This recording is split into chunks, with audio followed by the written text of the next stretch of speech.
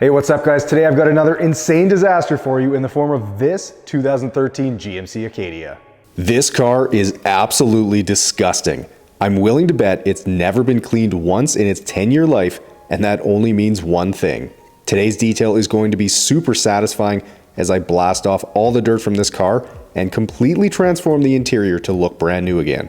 Looking at it now, and you might not think that's possible, but when it comes to detailing, perfect is the only option for me. So buckle up because you're in for a nasty ride.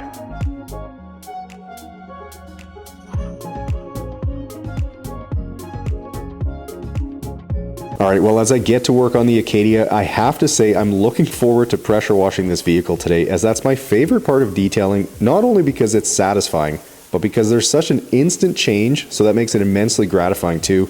If any of you are curious as to what pressure washer I'm using here, then take a look at the studio tour video from last year, as in that video I walk you guys through the entire building and all my tools and equipment.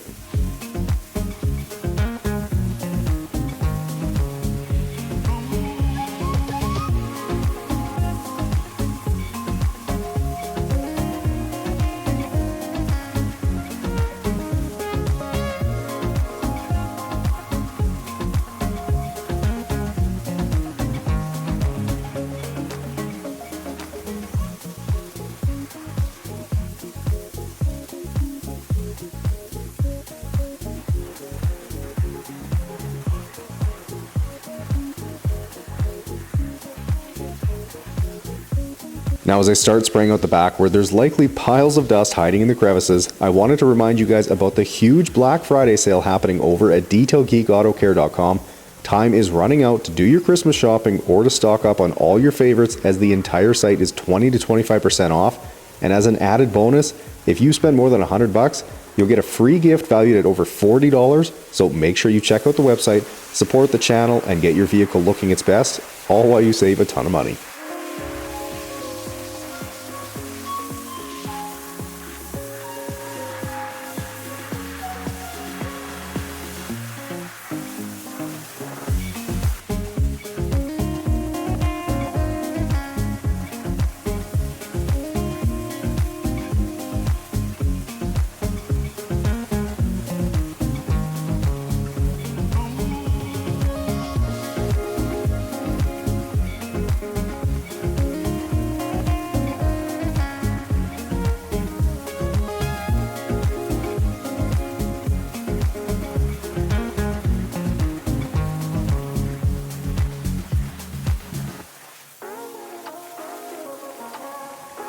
Continuing my way around the Acadia now, and if you guys are like me and enjoy seeing dirt and mud get blasted off vehicles, then you'll be happy to know that as we settle into winter up here in Canada, the vehicles are only going to get dirtier and dirtier.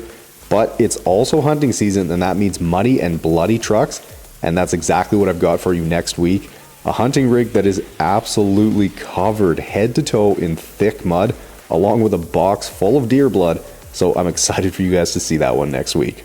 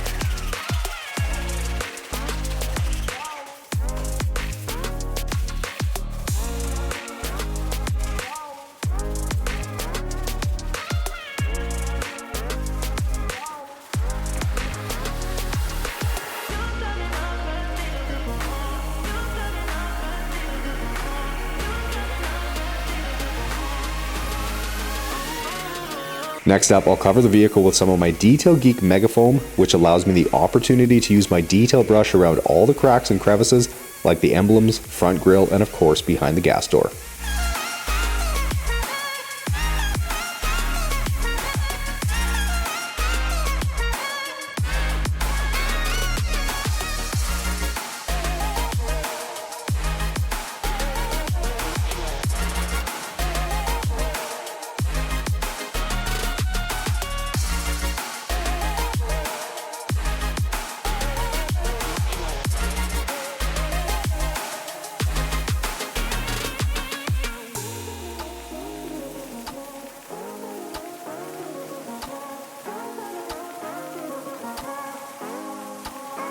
Now to chemically decontaminate the paint and remove any iron deposits, I'll spray on some of my iron remover, which is going to dissolve the iron, turning purple while it does. And unfortunately, I was left disappointed this time. I always enjoy doing this on white vehicles, secretly hoping that one day I'll get another vehicle in like that white Yukon from a few years back, where the whole thing basically turned solid purple. It was pretty crazy.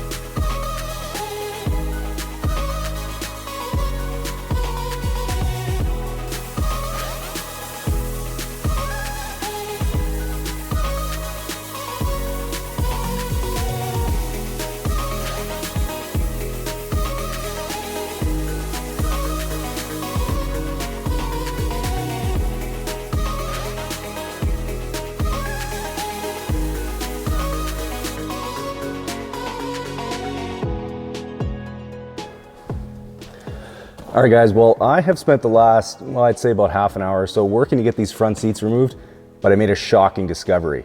Now I've done enough of these GM and Chevy vehicles from this age to know that the overall design of this vehicle, the interior, the way everything's kind of put together with these second row seats and everything, battery location, it's insanely stupid. The engineers who designed this vehicle need to be fired if they're not already.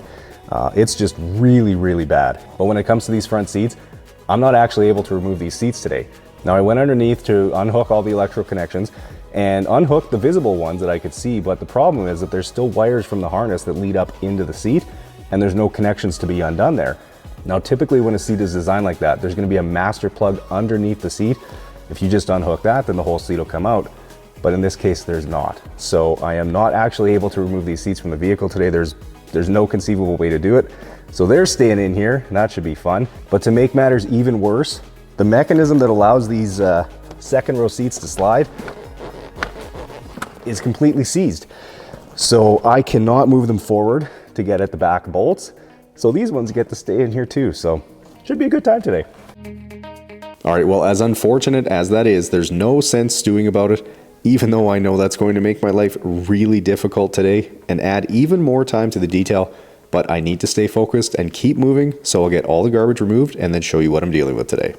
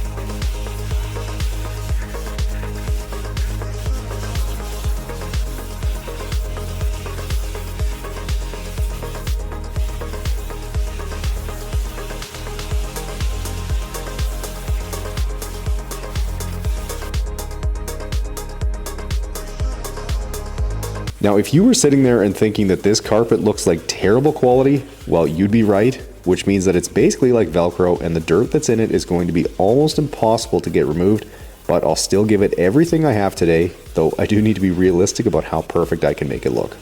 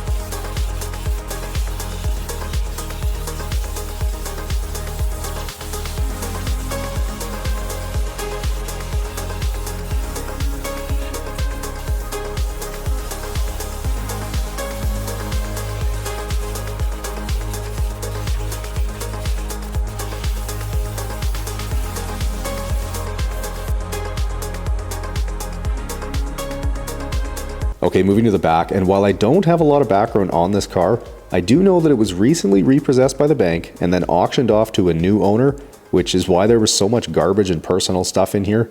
Now, I'm not certain what the new owner's plans are with the car once I'm done cleaning it up, but I'd guess that he could make a nice quick profit if he does decide to sell it, since it's going to be worth several thousand more by the end of the day.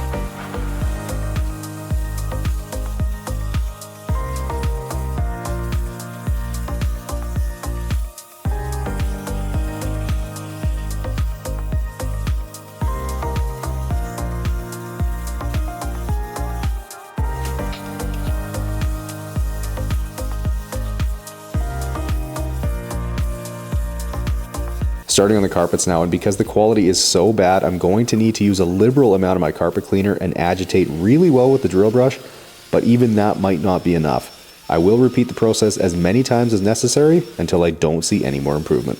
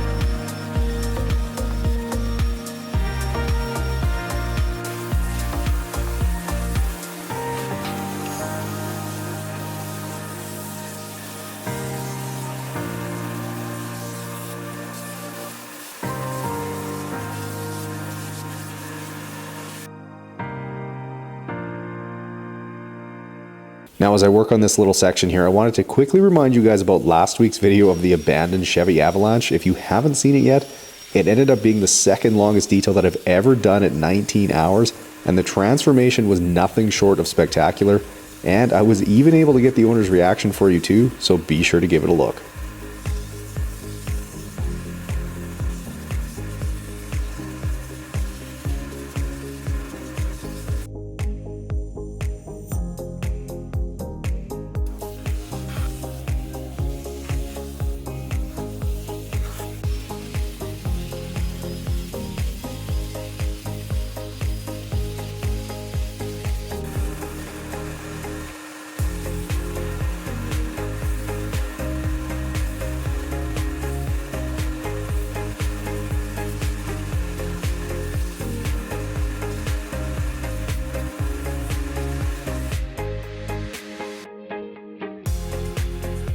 Here's the really foul smelling bucket of dirty water pulled out of the carpets today.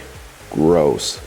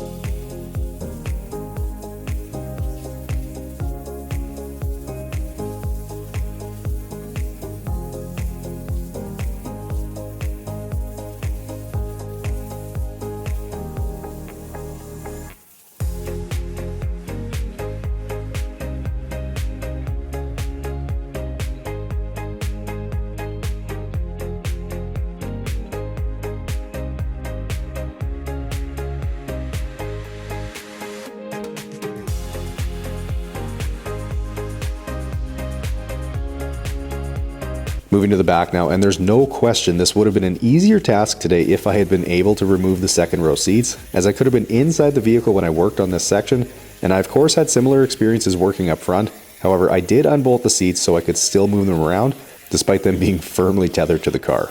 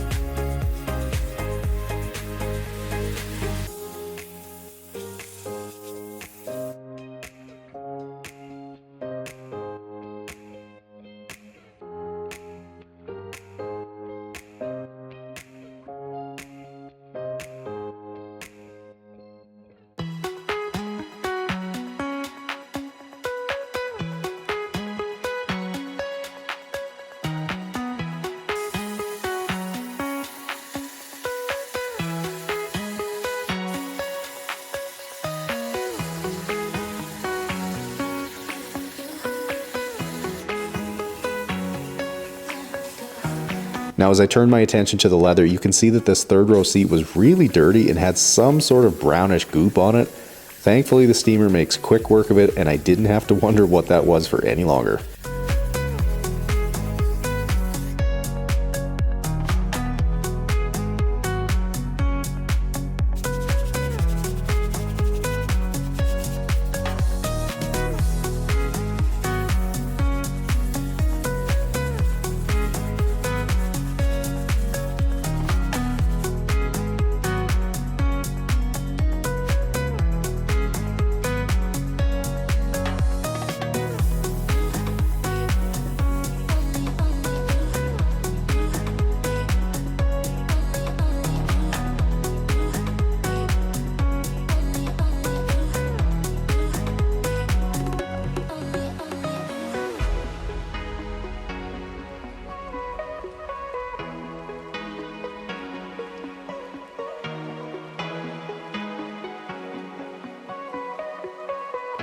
Okay, with everything in the car perfectly clean now, I'll get to work dressing and UV protecting all the plastic trim that I removed earlier, which is always made easier when it's outside of the vehicle, and it's going to leave everything with a nice matte finish when it dries.